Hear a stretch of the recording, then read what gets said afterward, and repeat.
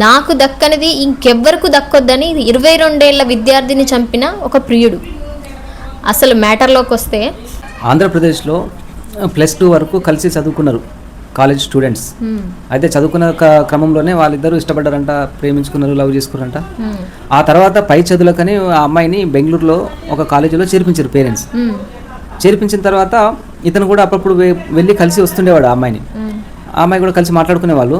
అట్లా 2-3 సార్లు పోయిన తర్వాత ఇతను ఆ అమ్మాయి వేరే అతనితో మాట్లాడుతుందని చూడడం జరిగింది. మరి చూసిన తర్వాత అతను చెప్పిండు, ఎందుకు నువ్వు మాట్లాడుతున్నావు ఏంటి అని అంటే, ఏం లేదు కాలేజ్ అన్నాక ఫ్రెండ్స్ ఉంటారు కదా, జనరల్గా మాట్లాడుతున్నా అని చెప్పింది.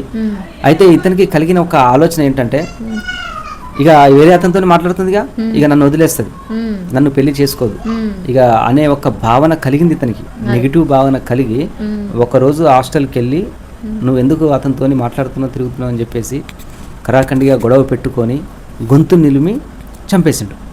అక్కడి నుంచి పారిపోయిండు. పోలీసుల దర్యాప్తులో తేలింది. తర్వాత అతన్ని పట్టుకున్న తర్వాత ఇదే విషయం బయటకు వచ్చింది. ఏదో అతనితో మాట్లాడుతున్న ఒక ఉద్దేశంతో అతను చంపినని తెలిసింది.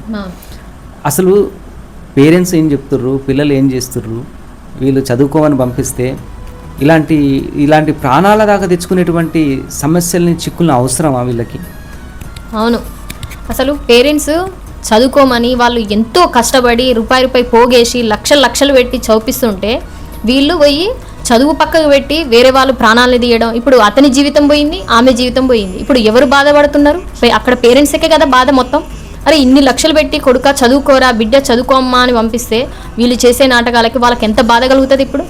అంటే వీళ్ళ ఆలోచన ఏంటిది, ఏ రకంగా వెళ్తుంది? వీళ్ళు చదువు పక్కకు పెట్టి, ఫ్యూచర్ పక్కకు పెట్టి, ఆమె నన్ను వదిలేసిపోతుందని నచ్చకపోతే ఒకసారి 2 సార్లు చెప్పాలి. ఆమెకు ఇష్టం లేదనుకో వదిలేయాల్సింది. కానీ చంపేంత హక్కు ఎవరిచ్చిరు నీకు? కాలేజ్ అన్నాక కొత్త ఫ్రెండ్స్ ఉంటారు, మాట్లాడుతూనే ఉంటారు, అవసరాలు ఉంటాయి, అవును, ఏదో సబ్జెక్టులు ఉంటాయి. అంటే ఎవరితో మాట్లాడుకోకుండా సింగిల్గా పోయి సింగిల్గా రావడం అనేది జరుగుతుందా? చదువులు పూర్తయి వచ్చిన తర్వాత మాట్లాడుకుంటే కదా ఈ సబ్జెక్ట్, ఇది ఇష్టం ఉన్నది లేని తర్వాత అయితే వరకు అక్కడికి వెళ్ళి మాట్లాడవచ్చు, నిదానంగా మాట్లాడుకోవాలి. కానీ ఈ క్రోధాలు, కోపాలు లేనిపోని అని ఊహించుకొని ఒక ప్రాణాన్ని ఈజీగా నువ్వు తీసేసినావు కదా, తీసుకురాగలుగుతావా? వాళ్ళ పేరెంట్స్ యొక్క బాధను తీర్చగలుగుతావా? నీ ఒక్క ఊహించుకున్న ఊహకి ఇదంతా జరిగింది.